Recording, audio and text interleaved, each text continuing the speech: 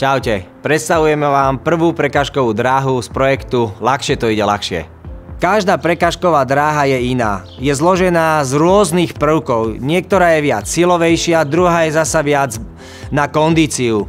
A zasa ďalšia môže byť zložená aj zo silovejších prvkov, aj z gymnastickejších prvkov, aj z kondičnejších prvkov. Je na vás, ako si zostavíte na každú dráhu svoje družstvo. Vy musíte vytvoriť tak družstvo, aby každú dráhu dokázalo vaše družstvo urobiť za čo najkratší čas.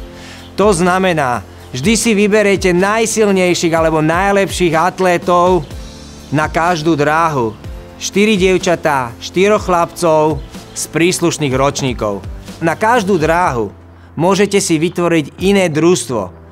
Postupne si vy sami vytvárate to najlepšie, najideálnejšie družstvo, ktoré chcete, aby sa dostalo až do finále.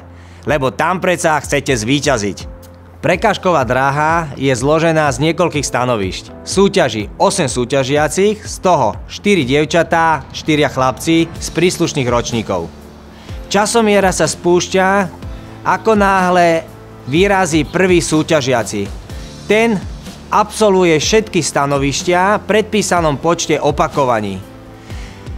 Druhý ide na trať až vtedy, keď prvý mu odovzdá kolík alebo si s ním tlapne. Ide druhý, to isté opakuje tretí, štvrtý, piatý, šiestý, siedmy a posledný 8 súťažiaci. Keď posledný 8 dojde do cieľa, časomiera sa zastaví. Výsledný čas nám pošlite.